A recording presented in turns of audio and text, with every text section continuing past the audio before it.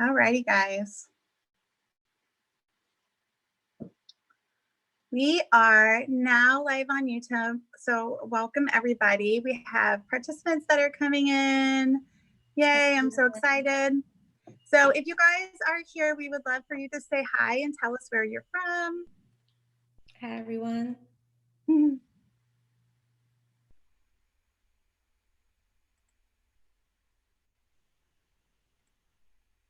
I hope everybody is having a wonderful Saturday.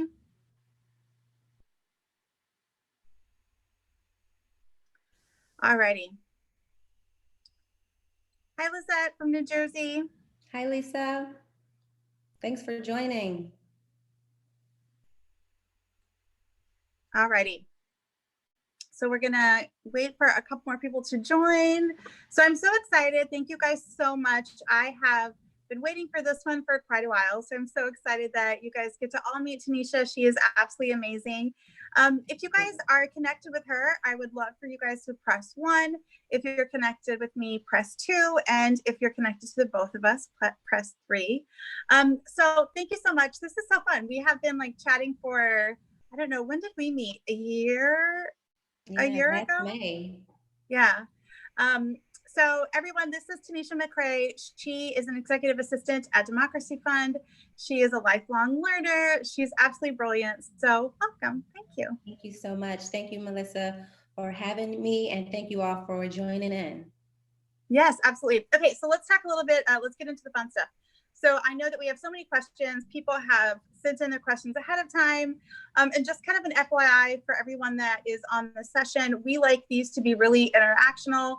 We want you guys to be able to ask all the questions. So make sure that you're kind of connecting. If you have a question, let's deep dive into it if you want to. So, all right, so talk to us a little bit about how you became an EA, because you have a really interesting story, I think. Sure. So again, my name is Tyneshia E. McCray. I'm an executive assistant and entrepreneur based in the DMV area. And I have been in the administrative professional industry for quite some time now.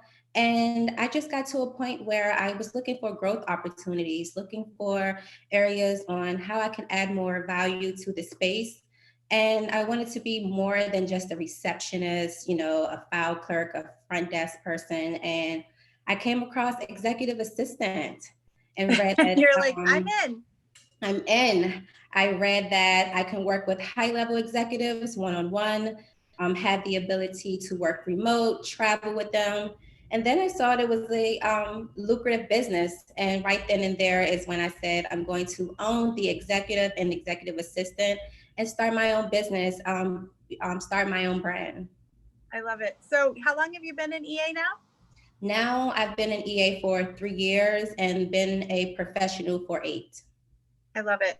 So let's deep dive into some of the fun stuff. So when you and I met, we met at a conference that I was speaking at a year ago. And then we just sort of connected. And then I kept seeing you at all the conferences that I was going to. And I was like, hey, sister friend is serious about this. And I loved that. What I really appreciate about you is that I felt like you would go consume content and then you would come talk about it and say like, hey, how's this actually working? So I'd love to chat a little bit about one, tell us how like all the conferences that you've gone to and kind of why you started being a serial learner, I guess. Absolutely. When I started being an executive assistant, I knew I had to start from the bottom, rightfully so, and take on professional development opportunities to build my portfolio with systems, tools, and strategies. Yeah. And in doing that, I recognized areas that I needed improvement on and looked for professional development opportunities that aligned with those goals that I needed to brush up on some skills. So I would search for opportunities that allow me to grow within my role. I look at the agenda, I look at who is speaking, I look at their mission, their values, and pretty much landed on intimate and large opportunities. So I've attended BEL, APC, I've attended quite a few trainings on Skill Path and other local networking and training opportunities in my area. Yeah, I think that, so we met at BEL and then we missed each other at APC. And then we found out like afterwards that we had like just missed each other. And you actually attended, so one of the sessions, if I remember right, was the strategic planning. Yeah. And then we kind of got to deep dive then into like all the processes and the changes that you were trying to make from, going and learning all this information from these conferences and then taking them back within your own organization and your own work and kind of figuring that out and which ones you wanted to implement. So I'd love for you to share us with like, what was your process? So if you go to a conference, well, let's step back. So one, before we go there, you had mentioned that you kind of look at the agendas. Is there anything specific that you look for or like what's important to you right now in learning? So I base my professional development on the goals that I have for the year, as well as my executives. So if it's something on the agenda, for instance, meeting structures, my executive is a COO within the company, and she wanted to change the meeting culture for a growing organization. And so I was going there to be more strategic on how to use our times and how to use our time in meetings, how to be more intentional and productive. And I just saw that as an opportunity for me to learn, for me to connect with other professionals who have done this before and learn from them and take back those findings and learnings to my executive and organization. I think that's what's so interesting about it is because I feel like our conversations quite a bit after those sessions really kind of did lean into like, what did that look like for you when you were making that change within your organization and kind of having those best practice sharings so you can figure out like what are the hurdles and how do you get past them so that you can really take these best practices and then go implement them. So let's shift a little bit and kind of go back to that other question is, what have been some of your, like, if you were going to suggest someone to go to, let's say, a really big conference versus a smaller session, like what do you think the benefits are for all the different ones that you've been to? The benefits are definitely the people, other administrative professionals who have been in the industry for quite some time, you'll be surprised could add more value to what you're working on, maybe from the speaker. So using that time to network and build your Rolodex of professionals in the field to learn from has been something that I have learned. And also to know where you're going. You have to be very intentional on how you use your time. So always know your why or why you're going and make it worthwhile to attend sessions that relate to what you have going on. I find that large conferences, they have extensive agenda items and it could be overwhelming. So maybe pick 2 to 3 to 4 agenda items to cover and just take that back. You don't have to worry about attending everything. You don't have to worry about spending the whole day at the conference. Take what is necessary for you to bring back to the organization. Yeah, I think, as a speaker, what I have personally found challenging, so I was at APC last year and then I'll be at APC again this year. And what I personally have found challenging is the fact that a lot of times there's not concurrent sessions. So, like if there's a master class, there's not a, maybe a different level of class. And so I think people can get really overwhelmed and frustrated because you have to sort of teach out to the masses. And I do think that they're absolutely amazing for building that community and connecting with people and that empowerment and kind of, do the fun stuff, right? Like go to the after parties and kind of hang out and get to know people. Because then, that's how we end up doing sessions like these, a year later, is because you've connected with people. But then I also really love the smaller sessions where you can deep dive and say, okay, this is something that you can't get at a big conference because we've got to drill into you and your organization and kind of do some of those more intimate best practice sharing. So how do you then, you had mentioned that you kind of process that. So like, do you have a formalized way that you do that? Or do you, like, what's been your lessons learned on consuming all of it and then deciding when and how you implement some of that stuff? Yeah, so I have a specific journal or planner to track down notes that I'm taking in these meetings. And not only am I tracking the content, but checking out the speaker and how they're delivering the message, and also how other folks in the room are receiving it as well. And when I go back into the office, I make sure I have time to catch up, to breathe, and really digest that information in a way where I could not only share it to my executive, but implement it in some of the things that we are working on. So when I get back into the office, I make sure that Monday or that first day back is free and clear of meetings, and free and clear for me to digest what it is that I have learned and figure out a way on what to focus on first, opposed to trying to focus on everything and then go from there. I think one of the things for me that I think is such a great opportunity is after you do a conference and you come back, a lot of people always say like, hey, I don't have budget, or, you know, how do I get them to embrace some of these ideas? And I think it's such a great opportunity when you come back from an event that you could just simply say, hey, you know, I was at this event and here are the things that I've learned. I'd love to chat with you, and kind of do it more in a casual, professional development way, and then kind of hear what your executive or business partner's top of mind is for them.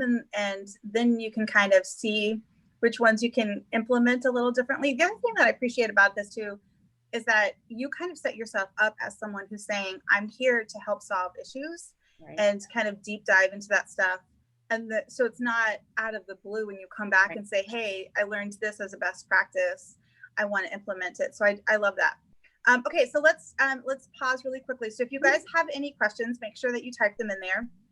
So I want to also kind of hit some of the points that everybody has sent in. So we're going to pivot here for a second while all of the attendees can kind of think about where we want to go next. All right, so obviously in the middle of this crisis, everybody is really kind of struggling. And one of the questions that we got asked is like, how are you personally handling this crisis, you know, within your career? So what are you doing to kind of make the shift and be successful in the middle of all this? First, I just want to say I hope everyone is doing well and is doing their best to try and stay healthy. And during this time, I sort of took it on as an opportunity to see how it would be if I do work remote 100%. I map out a routine that allows me to, you know, meditate in the morning before I start working, and I make sure that I time block throughout the day. Time blocking is very essential in a time of working remote when you're not with, you know, other people around the office. So taking advantage of tracking your time. I use an app called Clockify, so I can actually time on how long it takes to maybe schedule a meeting, follow up to an email, setting an agenda. So I could measure how, you know, often it takes for me to do things. And I go and take walks. I make sure I give myself a breather so I don't feel overwhelmed. And I've had conversations with my executives to learn their working remote working styles, communication preferences, setting a new foundation with your executives so you'll know how to work with them differently, and that may require more check-ins, more time with them, but just setting structure around this new working relationship and then going from there. You know, the thing that I think this is such a good opportunity right now is that if you've never had the discussion about how do you work, what are your preferences? I know for me, one of the challenges is that when you're working remotely on a tool, whether it be like Teams or Slack or whatever, people process things really differently. And there are some people that hyper consume content and they're activators, and generally they're in those IMs and they're like blasting away, versus if you have somebody who's more of a strategist and they're going head down, and by the time they are intentionally disconnecting so they can work, by the time they look back up, you know, everybody has gone 20 miles down the road and it's hard to catch them up. So I think it's a great time now to just have those discussions and say like, hey, we're all doing this completely differently. How do you work? What's your preferences? Just so people know, like, hey, I'm not ignoring you. I'm just the kind of person that I go head down and I turn off my IMs or I do whatever. So I love all of those different conversations. Hi, Ebony. Assume, yeah. So Ebony gave you a shout out. So she was saying that she loved your points on networking and reviewing event agendas before deciding to attend. So hey, Ebony. Ebony's from Paris. So one of the questions that we also got, and I think actually this was Ebony's question, is how do you handle a disrespectful boss? Have you had one, and how did you handle it? Yes, I think we've all been there.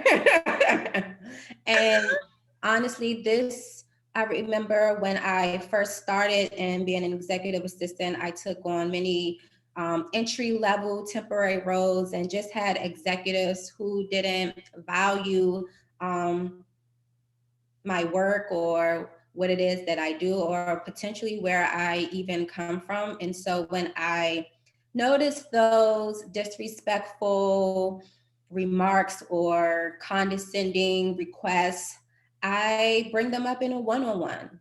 And I say, hey, I have some feedback from last week, and I really didn't take well how you spoke to me or how you requested this information. And is there something I can do where we could come to an agreement that, this won't happen again, or maybe you were having a bad day? I'm trying to get some understanding of what that's coming from and then go from there. You have to address it. You have to let them know how it not only affects who you are, but your work. Yeah. And then share your values, share the vision and mission of who you are and what you have planned to grow within this space or within the organization. And maybe they will learn a little bit more about who you are and show some more respect and value you more. I think that's such a great point. So one of the other questions that we got is, as a woman of color, how have you had to handle it at a different level, that kind of being a woman of color in a supporting role? How have you dealt with that in the past, and any suggestions for someone kind of in that space? Yeah, good question. Before I transitioned into an EA, I actually resigned from a corporation that just didn't fit with my style, didn't just fit with me at all. And that's when I took a step back and said, I love what I do, but how can I get there? And I said, I'm going to take on entry-level positions to get me started in this field because I didn't feel valued.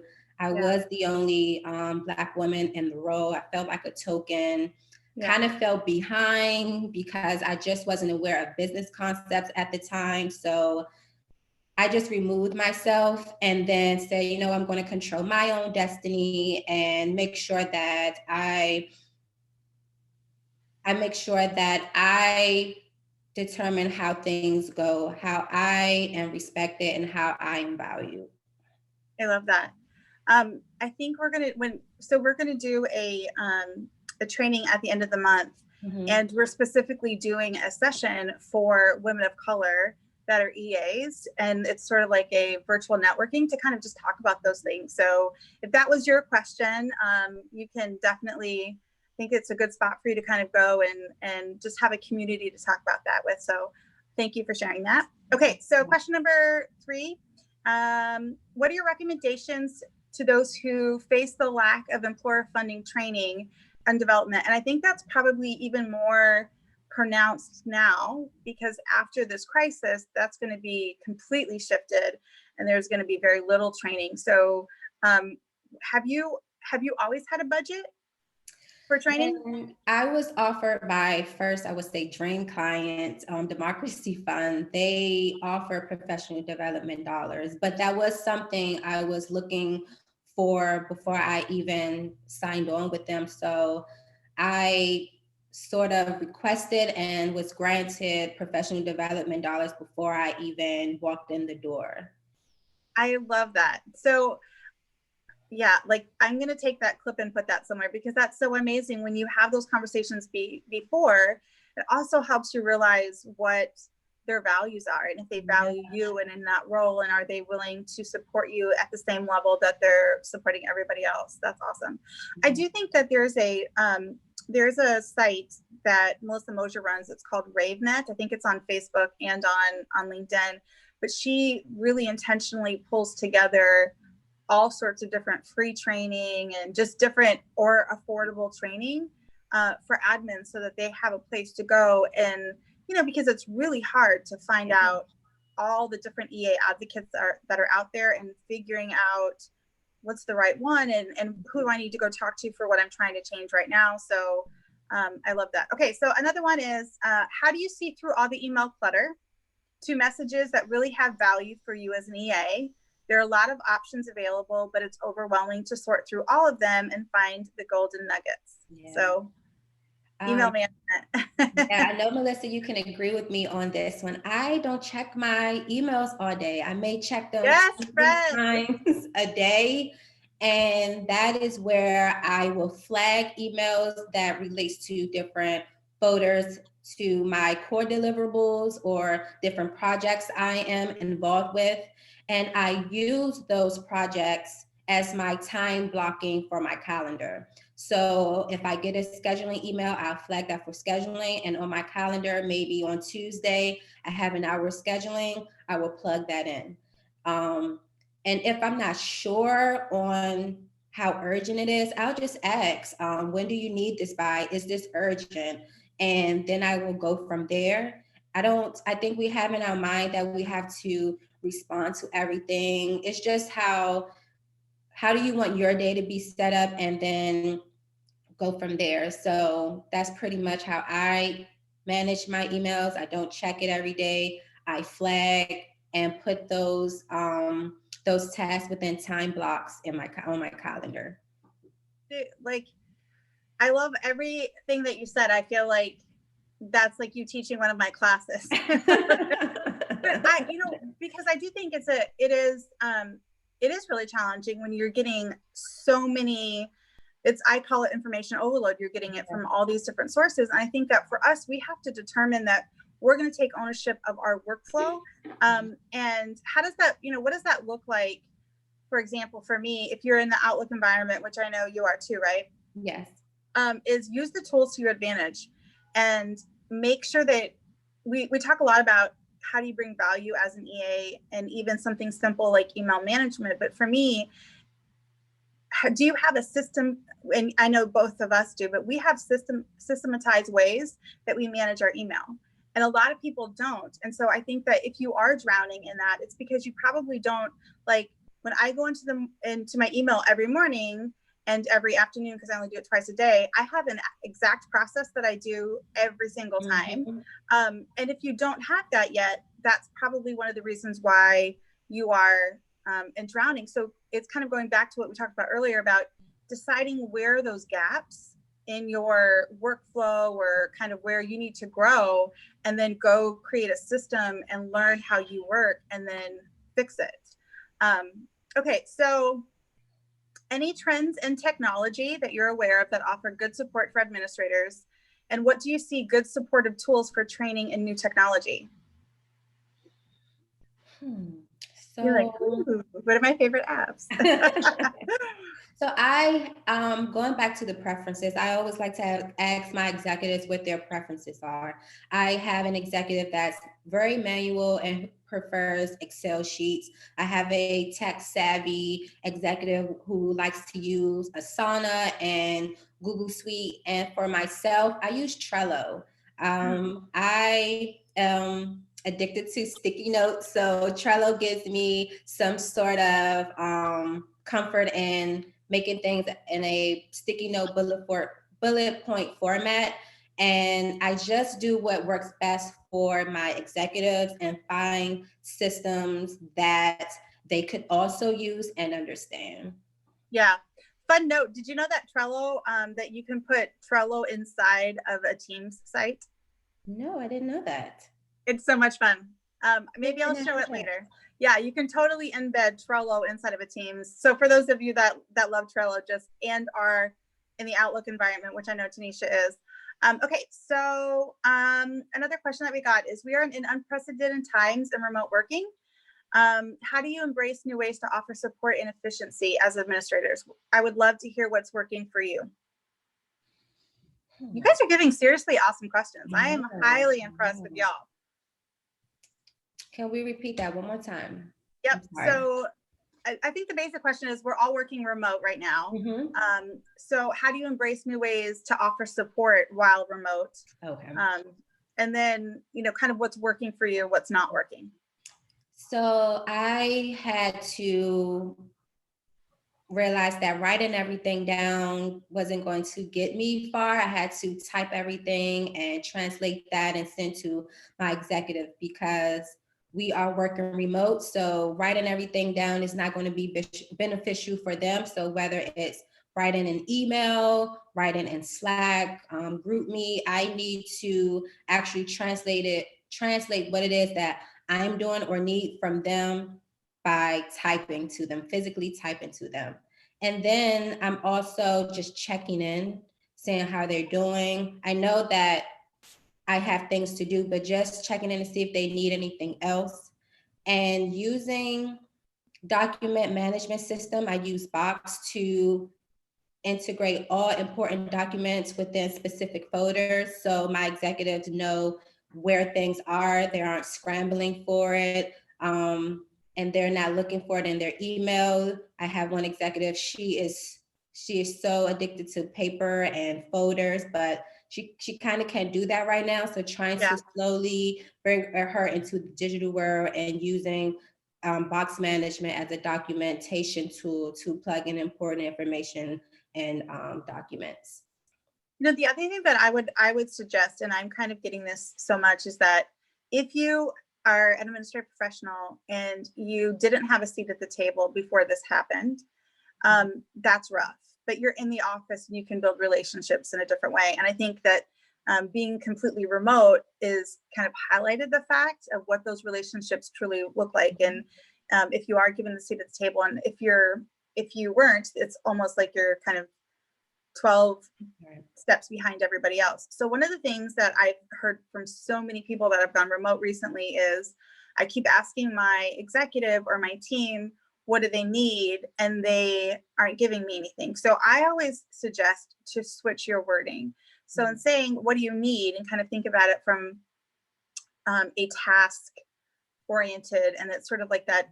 It's challenging for, if you're drowning in work, to have to go explain to somebody who you are seeing 12 times a day. So changing it and saying like, hey, what's top of mind for you today? That's a question that they can just rattle off and say, yeah, you know what, top of mind is all of these things. And then you can from there say, oh, I can help you with these, or how can I assist in whatever. So my suggestion is just maybe switch up your wording and kind of get them to talk versus just, do these exact things, because they're like, I don't know, my world's crazy right now. And I want to add to that. I found myself actually sending end of the week emails to my executive on what I have done or what I'm working on, and that relates to their overall goals, just so they'll know, okay, you're working on this, you're working on that, and we will follow up in next week's weekly check-in on that. I love it. Okay, so we have, and if you guys have any questions in the chat, feel free to shoot it over there as well. So another question was, how did you drive your career forward into more of a strategic partnership?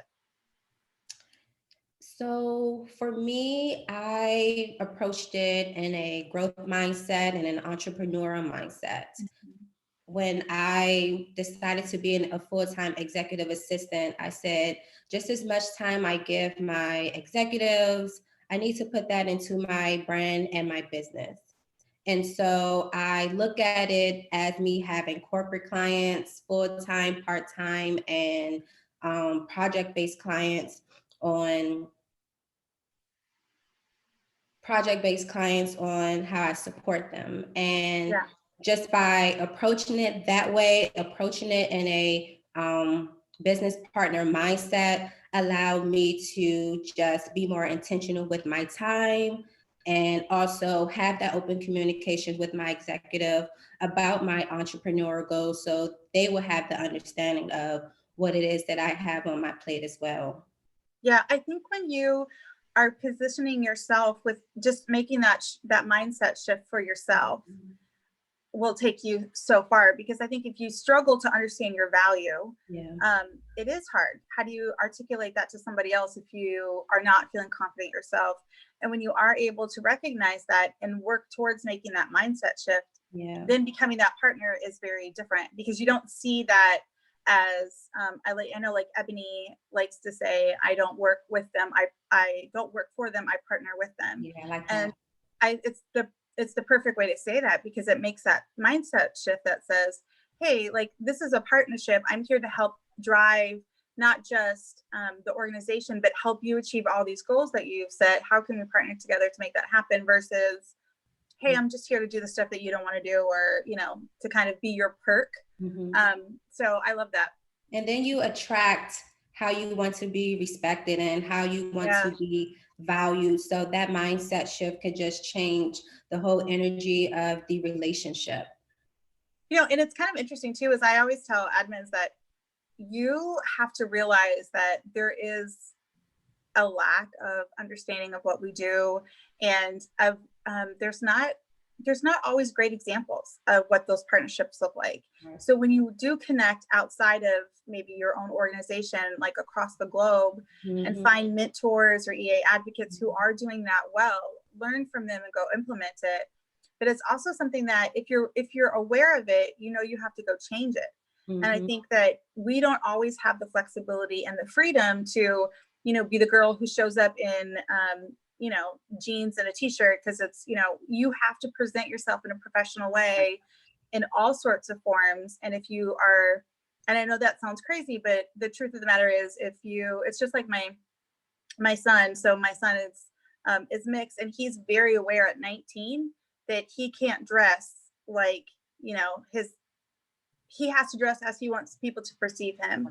And so even as EAs, I think we have to realize that there are people who look at us like, oh, you're just here to do our coffee, or, you know, you're only here to do the tasks that I give you, and they don't see us as partners. And when we project that confidence and know the value that we bring, and then at the end of the day, if you can't get your organization to realize the value that you bring, you know, then you can always find somebody else who does, because I truly believe that they're out there. I mean, there are executives out there that are absolutely looking for somebody to partner with, and you can find them. You just have to be determined that that's kind of your space and be okay with it.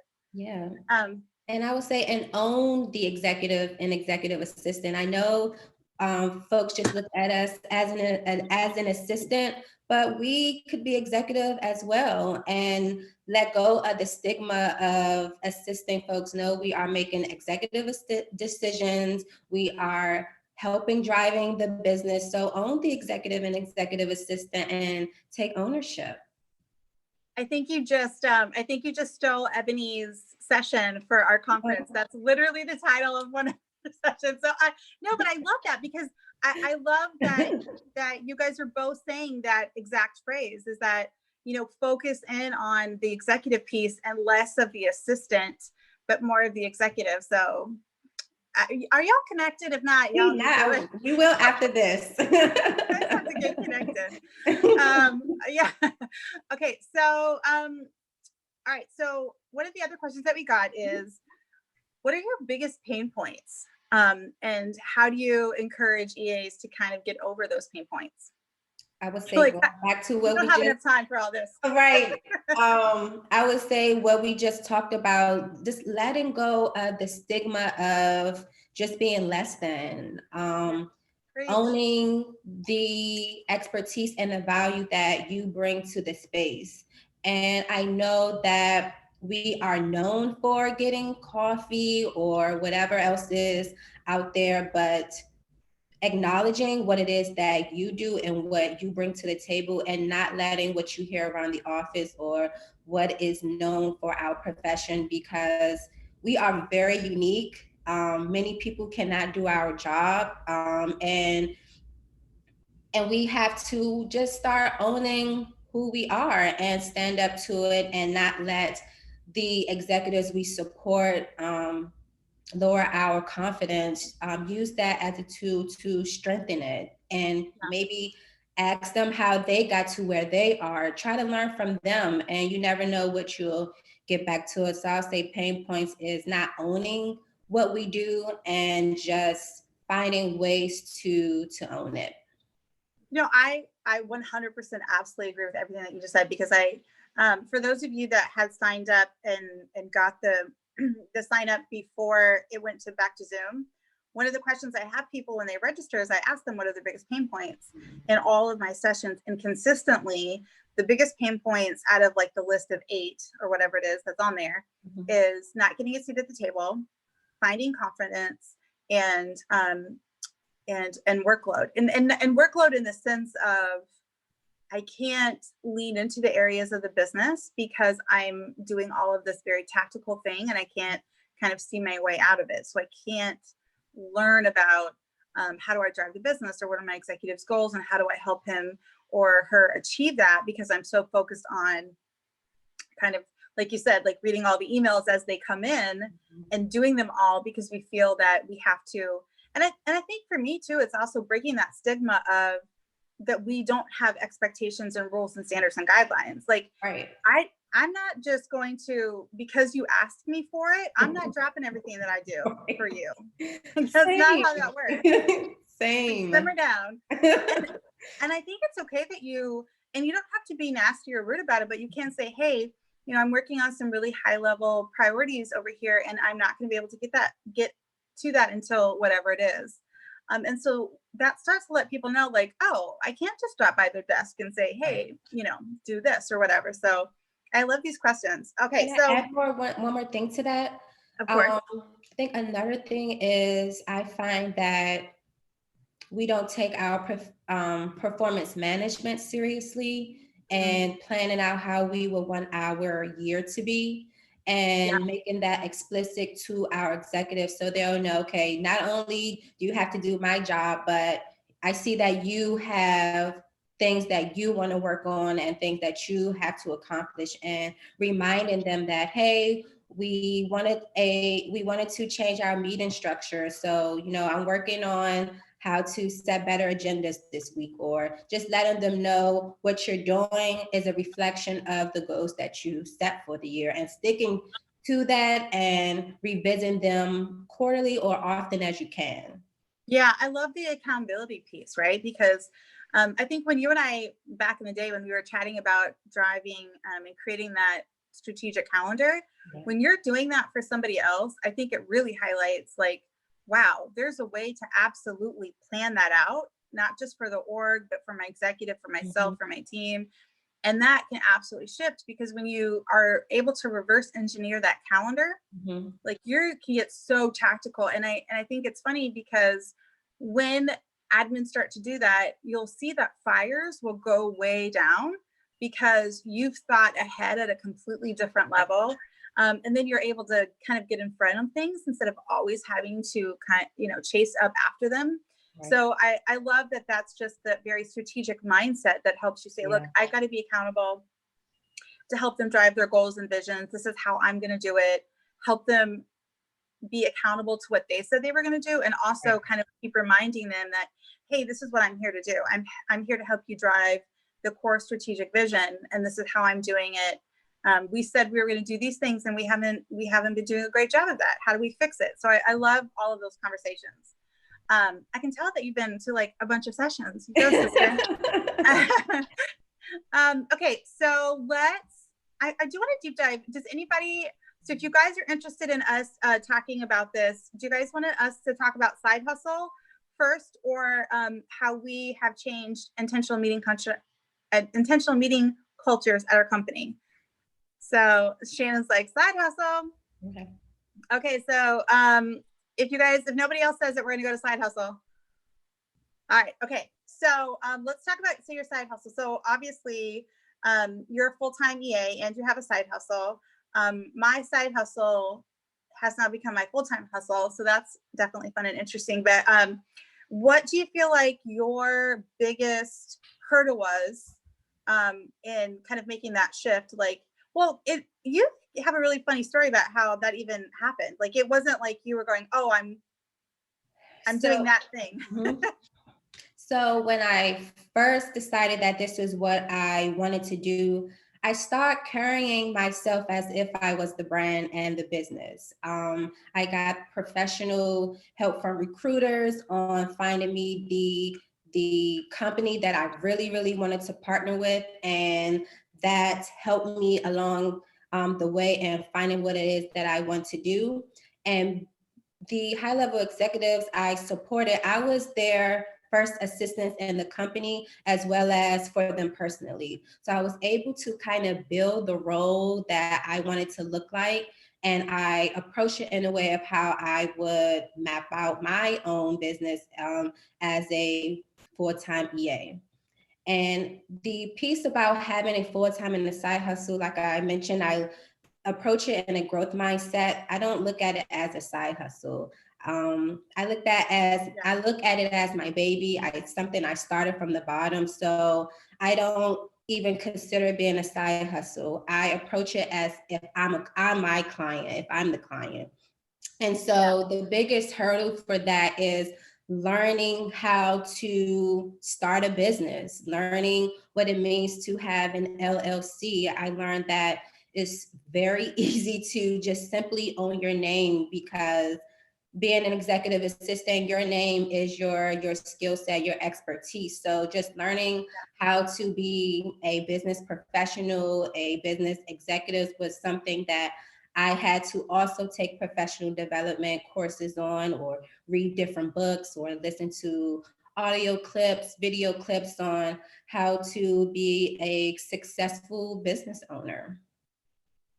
I think for me, what was interesting is way back in the day when I started Admin Gurus, it was as a complete like, hey, I realized that there were people out there that needed kind of this information. And then I was at Dell at the time, and Dell went through this major sort of layoff. Mm-hmm. And so I was supporting the CTO, and so kind of like the whole org. And at that point I was like, okay, how do I, like, it's an opportunity. I was already doing something on the side. Mm-hmm. And then I was like, okay, this is an opportunity to help make that shift. And at that point I wasn't going full time, but now that I've been doing it for several years, my message has changed. And what like the reason why it started back in the day, I was just trying to be somebody that said, hey, like, I can help you do these things. And then now, so I just did a complete rebranding on my website. I saw that. Did you like it? Yeah, I do. Shout out to Wix. Y'all make it easy. But for me, it was thinking about like, okay, but what does my brand say now? And for me, it's being okay with there being a shift. Cause like I've really struggled with, kind of going from Admin Gurus to EA Revolution and my name, and like, how do I say all these things? And I'm okay with just learning and letting my business grow with me versus, I mean, I'm sure where you're going to be in 10 years, maybe you're going to think of things very differently. I know for me, one of the things that I'm leaning into right now is more of the productivity coach, where, I can look at the tools that you're using and say, hey, that's not probably the best way for the way that you process information. And that's certainly not something I would have thought about 5 years ago. So I guess my suggestion when you're thinking about your side hustles, whatever that is, be okay with it growing and changing as you grow and as you, and even the whole networking piece too is as we meet people. I was just telling my husband, we were on a walk yesterday and I was chatting. We had a session for our conference later in the week, and Ebony is in it. So she said something about having a specific kind of document. And I told my husband, I was like, when you get back sometimes next week, I need you to go talk to Ebony because we don't have that. And I need you to. So it's that connection piece of just talking to somebody, whether they're EAs or, just in the business world, and they catch something, don't be afraid to go network. And my husband is a very much introvert, but I was like, you know, hey, somebody else has an answer, or we have a question about it, we hadn't thought about it, like go pick her brain. And I love that about people who are just willing to make those true connections and kind of answer things for you, versus you have to go, you know, research for 2 hours and then it's like a 5-second answer. So that would be sort of my suggestion. And I'll also suggest doing a time audit, like really Yes. track, see how much time you're wasting, or just tracking how you're using your time, so you can find areas on how you can develop habits that will allow you to have a morning and night routine, or have some sort of structure around how much time you put into your brand and your business. I've read that 2 hours a day is recommended for folks to focus on building their brand. 1 hour in the morning, 1 hour in the afternoon, and don't overwhelm yourself on trying to have everything in place. Just start with what you have and go from there. Yeah, I would also say too, like, as you're thinking through, I know that for me, when it's your baby and it's something that it's so personal to you and how you're growing, I think really kind of figuring out spending time with yourself and reflecting and, you know, kind of writing that out. Because you know, we're also used to being on a computer, especially as EAs, and a lot of us are very good at researching and kind of all of that stuff. But sometimes we need to take that step back and say, what am I trying to say? What do I want that to look like? I can't do everything. And then kind of going back to what we were talking about earlier about honing in and being very focused. If we're able to do that in a careers, we can definitely do that with our side hustle. But it's challenging when you're doing all the things, you get overwhelmed easy. I also would say is don't be afraid to collaborate. Like, I cannot tell you how many people that have just been able to answer a question for me if I was willing to ask after I were like, oh, I'm so frustrated. But it's easy for them, you know, for somebody who is a very good writer and they can do like messaging in a hot second, versus somebody else who, like, if you're trying to do a video or a promo or marketing, those are all very different skill sets. And so I think not assuming that you should take all of those things, right? Go ask other people who that's easy for them and that's a strength, and then go figure it out. So yeah, I love it. Okay, let's ask this question. So how do I get my executives who are very busy to see my value? So I think we have to start coaching executives on how to use us, teaching them on how we add value to their business, to their day-to-day. And we can do that by making sure we have at least one weekly one-on-one, I would say an hour, but if it's only 30 minutes, just make sure that you are consistent with sending agendas 48 to 24 to 48 hours in advance. Say, these are the things I want to discuss. Do you have anything? And actually using that time, teaching them on how they could use you and how you can add value with what they're going on. I think most executives, they just say, I need an assistant, and they don't even know how we can help. And we have to teach them how to do that. Yeah, I think that's so true, because again, most of them don't know what we do. And if they've never seen that strong partnership, they have no idea. And so be okay in educating them and letting them know, and also telling them, I cannot tell you how many people that I coach with, and I ask them the question, they're frustrated with their executive, and I ask them the question, have you told them that, do you know when you do this, it makes my job hard? And they're like, no, they don't know. I'm like, okay, well, you're not letting them know that that kind of behavior, or, you know, not inviting you to the meeting and kind of, you know, not allowing you into the business, or, you know, something even very tactical where they're giving everybody else and their mama all the hours on the calendar and offering it up to everybody, and then leave you to deal with it later. If you haven't told them, hey, that makes my job hard, I would like for you to do this, you're also not setting yourself as a partner when you're just sort of not having those conversations. Now, I'm not going to say that's easy, and I'm not going to say that every executive is open to it. So, I mean, we certainly get how hard that is, and there is not a one size fits all answer. But I do think that you have to have the opportunity where, especially, so if we go back to the one-on-one, I have a couple sessions that I did with Michelle Parise on my YouTube channel that are really good, where we kind of talk about that. So I can link it down below for you guys. But also be very intentional. If you know you have an executive who doesn't want to give you time and doesn't value what you do, you have to, you know, really take it up a notch, and you have to dive deep into the business and show the value.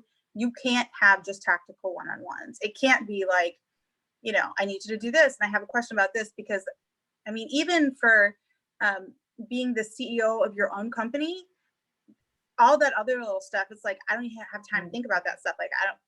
So you have to come really intentional and say, like, for example, if you're looking at meetings, and if you're not really into the other part of the business, but you're just doing meetings, like, how can you go through this and say, hey, listen, this is coming up, they're going to ask this question. I think that's a good lead. So let's talk a little bit about intentional meeting culture, because I think that could be one way for people to really help drive value. And, you know, this is like a super big passion of mine, and I love that you've implemented it. It makes me so happy that you've done this. So I think everybody's heard what I say about intentional meeting culture. So what does that mean to you? And how did you realize that that was an issue, and what did you do to fix it at your company? So it was one of my executives' goals to change the meeting culture. They have grown rapidly, but still was.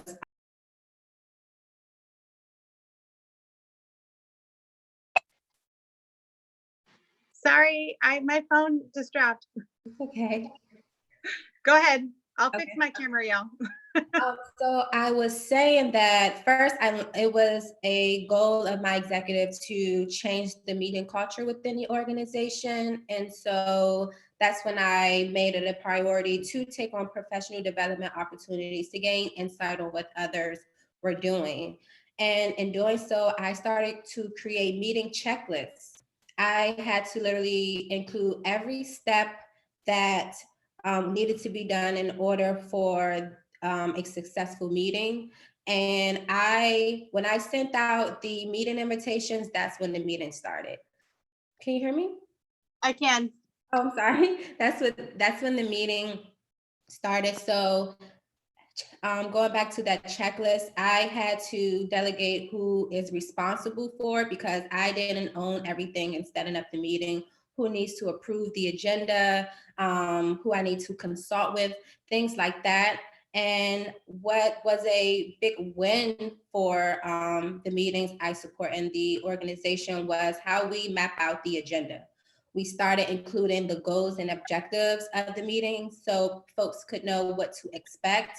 And we actually included what type of conversations those agenda items would be. So is this an informative session? Is this a decision-making discussion? And folks who are leading those conversations had to give me some sort of 3 bullet points on how they would like to tee up the information. So that'll help me write the notes. And with the notes, I have provided report outs for managers to give their teams quick updates from these meetings, so internal communications could flow consistently throughout the organization. I love that. So I know, you know, you and I think after we did those first couple sessions, we did a couple one-on-ones afterwards to kind of walk through like how, when you're driving intentional meeting culture, that is very different for most organizations. And so I know that you had some kind of challenges on how do you get people on board, and we kind of walked through that. So what would you say is a best practice if you have people who are not used to that kind of shift in when you're meeting and how, and then have you seen big results, or are you still in the phase of figuring that piece out?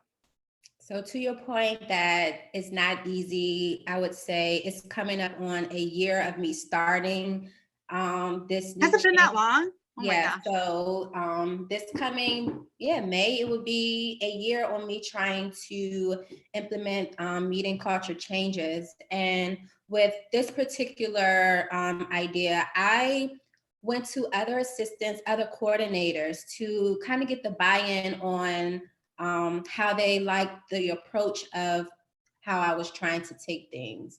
And because they support the other high levels executives within the organization, and they also schedule meetings, I was trying to get buy-in with them to see if we can be on one accord and building this out. And so once I did that, I presented it back to my executive where I said, I know this is an issue for us. This is what I've heard. And these are ways that we could make change. And so she was completely on board, and then she took it to her counterparts, and they started with the actual new agenda setting, and then we took it to another meeting to see how it will go, and now it's used for the all staff meetings as well. I love it. So have you seen, like, do you feel like there's been improvement in how much time you guys? Yes. And that's another key. Ask for feedback. Ask folks on what do they think about this new change. And I'm hearing that the meetings are going much more smoothly, or they seem consistent with sending out the agendas, and people are actually looking for the notes. When I tell you, I just had it with people not reading minutes from the meetings because it takes so much time making those type of documents. So now I see that was just all a learning opportunity, because now folks are asking for the minutes, asking for the report outs, asking for the agenda, when before it was like, do you guys even care? So I love big win, That's big win. You know what, it kind of really, at the end of the day, it just kind of goes back to that same conversation about setting up expectations, whether it be with your career, with your training, with, how you're going to bring value to the organization. I love that you're doing that. Okay, so if everybody wants to follow you, which I'm sure they want to find out more about you, so where can they find you at, and how can they connect with you? Sure. Please find me and connect with me on LinkedIn. I enjoy connecting with other administrative professionals, and I also offer resource support to aspiring business owners who are looking to start their own business within the space. So look for me on LinkedIn. Thank you so much for having me, and I hope we can do this again soon. Awesome. I've had so much fun with you guys. So thank you guys so much for joining us today. I'll put all the links in there for those of you that asked about the Trello and Teams. I'll send that out. And for those of you that asked for the conference, it's at melissapeoples.com. You can get all the details there. So thanks, everyone. We enjoyed it. Have a good day. Bye. You too. Bye, everyone.